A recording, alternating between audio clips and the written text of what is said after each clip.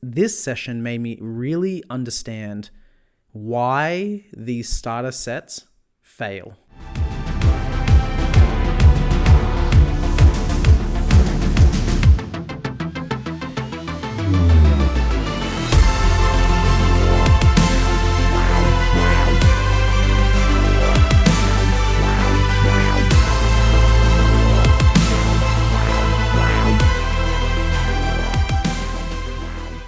Hello everyone and welcome back to the DMSide, a place for new and old DMs as well as players to talk everything about D&D. Now, in this video series, we are following a brand new group of adventurers through the Essentials Kit of Dragon of Icespire's Peak, and we are going to continue today's video following up where we left off last and how do we go and where are we going to go next. So if you're enjoying this series, give it a like so I know and so other people can see it. Subscribe so that way you don't miss any of the future videos. Comment down below what other types of videos are you looking for as a dungeon master or as a player. Last session, the players defeated the mimics and returned the Hat of Wizardry to Harbin, which they then convinced him is a hat of invisibility, and a lot of shenanigans were happening there. And then they took on the job of, we will deliver the wagon of goods to your brother in the Neverwinter woods. And on the way, we're going to stop in at Neverwinter. We're going to find some magical items to help us fight a dragon or get some more information or even some potions, something that is going to help us get stronger and have more chance of surviving a fight with a dragon. So away they went down the Tribord Trail, and then off they went onto the high road where we took our first night's rest. The first night's rest went by totally fine. I played up the whole DM rolling behind the screen to get them to see what would happen, and they really loved it. New players absolutely go nuts over that stuff. But talking about encounters for brand new DMs, it's always not an easy thing to actually build. How many are too many encounters? How many creatures is too many? How tough should it be? How do you gauge that? The D&D Beyond beta encounter builder is pretty good. For your lower levels, I find that it is making it too easy and that your players actually quite steamroll it. So I try to up the ante just a little bit. Whereas when you get to those higher battles, it's really just, you don't know what's going to happen. So using that as a guide is always really good. Talking to others online is really great and really helpful. And then just kind of testing the waters. Throw out not enough creatures to see how quickly they defeat them. Throw out one that has a higher AC to see if they can even break through that and how long it takes them to do that. And then kind of just get your feel for how your players actually participate in battle. Because you might have some that aren't really utilizing all of their skills, and that's actually a detriment to the group. So those CRs aren't always going to guide you exactly on what's the perfect encounter. It's just a starting point. And you'll see in this session, I didn't really use it well enough. And time is a huge factor too. My sessions with this group go for maybe 2.5, maximum 3 hours. So battles, if they're built so large, they can go for that amount of time, depending on how often you play and how long you normally play for. I personally play on weekends with my friends, and we go for 6 hours, and sometimes our sessions, 4 of those hours is battle. Sometimes those sessions, 4 of those hours is us talking about random things and shopping. It really depends on the group. So hopefully that clears up encounter building just a little bit. I do have videos planned for good ways to do that for future videos. Here we go. They are resting on their second night, and this is where I think, okay, I kind of want something to happen, but not a huge deal that is going to cause battle.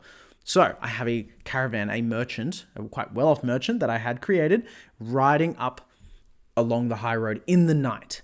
And Gobbleknock is the one who's on the watch at the moment, and he's thinking, do I go and actually stop them? Do I go talk to them? And he just lets them pass. And as he watches and watches and watches as they go off into the distance, he sees this large shadowy mass with huge wings fly out of the Neverwinter woods, swoop over down, crushing into the actual caravan itself, ripping it apart, grabbing and clawing away at the ground, and then flying away.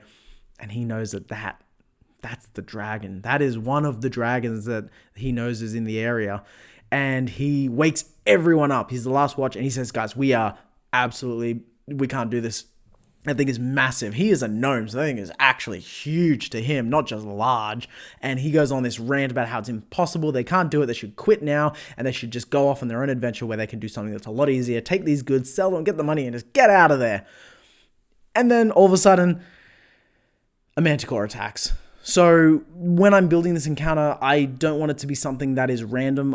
This actual Manticore has been scared off by the dragon. It's the one from the Umbridge Hill section of the story, so that part of the story may not happen, but I've given reason. It has come up. I've even read up on them and how they actually do have like underlings of their own because they are intelligent. They can speak common. So a couple goblins come running out as well, and they think, oh, he's imagined it wasn't the dragon, it's this thing, and they run into battle. And I think this is going to be the whole session. This is a hard encounter that I have built for my players based off of the D&D Beyond app. I have also read up on the creature itself. I've put some different mechanics in there. It flies away, it throws its spikes, it swoops down, it's got a lot of damage to do, it's hard to hit.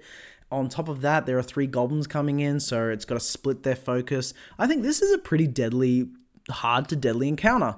But all of a sudden, the paladin uses command on it. It has to land. They all get around it, and in one hit, they all hold their actions and absolutely annihilate it. And that's where I think, you know what, these guys, this group are getting better. And they're really figuring it out. So now I can start throwing harder things at them. The goblins, they just deal with them like lickety split. It just takes them 1 round in the end.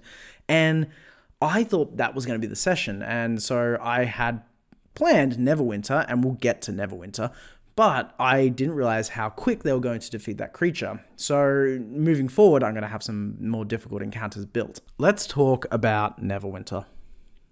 I didn't realize, and I've run Phandalin so many times, I've played in Phandalin so many times, I've run the Essentials kit before, but this session made me really understand why these starter sets fail. Why they're so difficult midway through. Your players in both the Lost Mines of Phandelver and in the Essentials kit have options to go north. And the first one is Phandelver is go and find Radoth, the druid, to find out information on dragons, or to find out information on how to find Craghammer Castle. That's it. And in the Essentials kit, it's this mission I've given them to get a lot of money to take goods to Harbin's brother. Every single time I have played or run this, the most direct route that is safer is to go along the tribal trail, go through the high road, and go into Neverwinter. And then you have this promise of this city where there's so many things. See you later, minis. There's so many things that are happening, and it doesn't prepare you for that. Neverwinter is maybe not as big as Waterdeep, but it definitely is meant to have enough supplies. It's definitely a laborer's city. It's a good third of it or something is destroyed by the volcano from 50 years ago, but it's still meant to be a big city. The first time your players get to go there, where they can get magical items, they can get enchantments, they can buy potions, they can go to a library, they can really do anything. And both sets don't give you any information. And the Adventurer's Guide, the Skag, does not give you enough information. And so for new DMs, if you are planning on running either starter set or this Essentials kit, I highly encourage you, build Neverwinter. Read up on what Neverwinter was from the old Neverwinter Nights games. Watch how those games played out. Read up on the history. Look at what has happened now, and then flesh it out. You don't have to do the whole city. Get some NPC names down. Get an enchanter. Get a potion maker, an apothecary. Get a general store that might have some nicer equipment that you couldn't get in Phandalin. Have a few nobles written down. Have some peasants written down. Have an idea as to what sort of quests could actually happen in the city. There's a huge gash in the city that could potentially go down to the Underdark, and you could build some missions there, which I made up on the spot during this session, and we'll get to that. But my big point is Neverwinter is really difficult. It's actually probably the hardest thing you'll have to do because there's not a lot of information for a new DM who doesn't know where to look. So that's my advice. Let's get back to the video. They get themselves to Neverwinter. There they are, the end of the night. Sorry, they travel for the rest of the day. It's nighttime now, and they go into Neverwinter. They cross over the bridge, one of the bridges, to the top northwest side over by the docks, and they go to the Driftwood Tavern. That's sort of the place where I have sent them because they need to have a place to stay for the night, and where better than the Driftwood Tavern since we all know it so well. When we get there, it's where I realize I don't have a lot of NPCs actually really planned out, but I do have some from older games, and so I place them in there. They get in there, and it's a hustle and bustle place. There's arm wrestling going on, there is darts throwing, there are drinking competition, there's gambling. I give the players lots of options of what they would like to do. Janet goes over and buys a sandwich because she tried the one in Phandalin and wanted to see what Neverwinters were like. a lot better, by the way. Gobblenock finds some gnomes who are working in the mines, actually. Well, the mines, but where the big gash is in the city.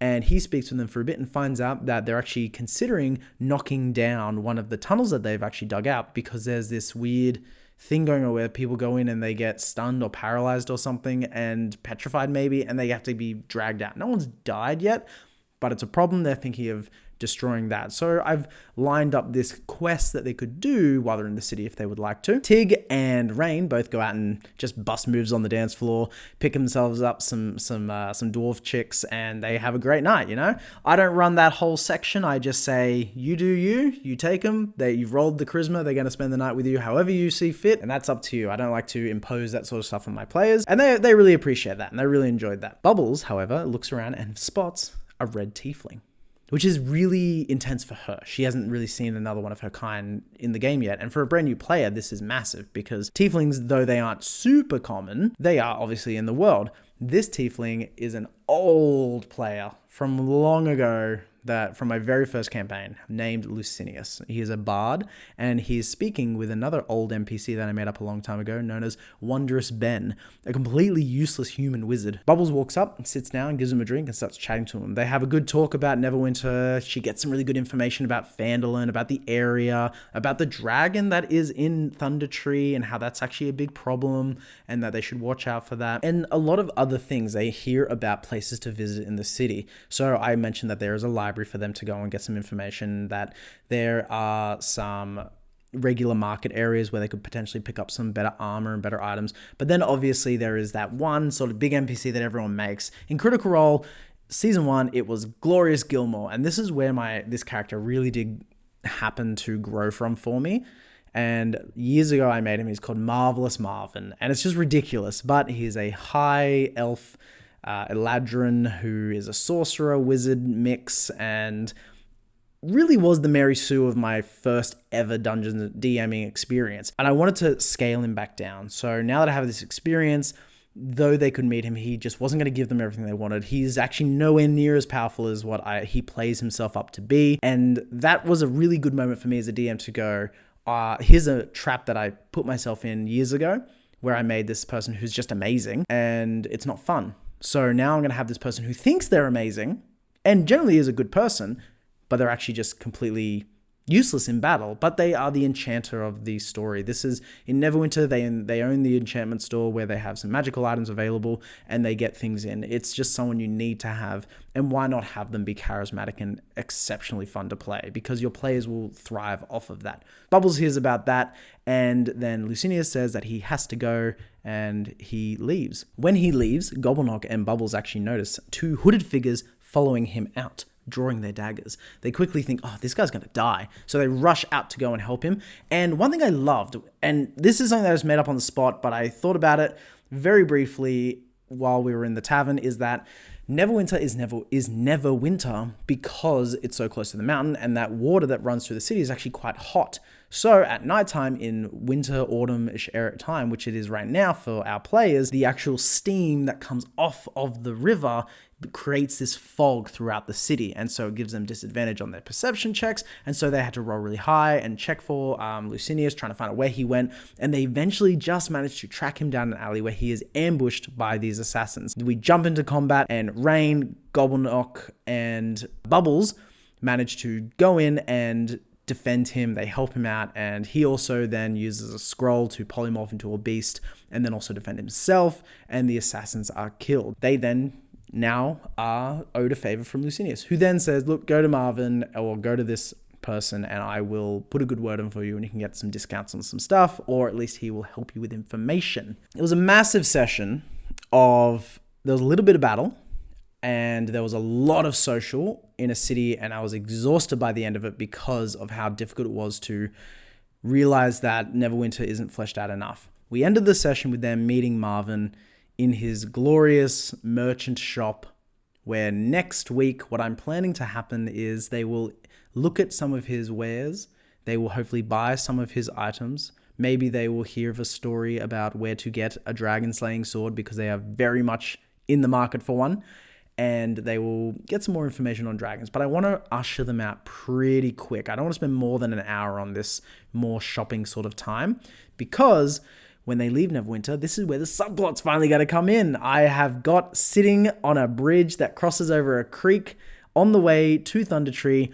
There are dragon cultists waiting there to to pay off any adventurers who are willing to go somewhere for a lot of money, and should they say no, to ambush and murder them, so that way no one finds out about them trying to make deals with these dragons. So check out these videos, that way you're up to date with everything. Subscribe so you don't miss anything. Like the video if you enjoyed this content, and I will see you next week to see how we go with this ambush.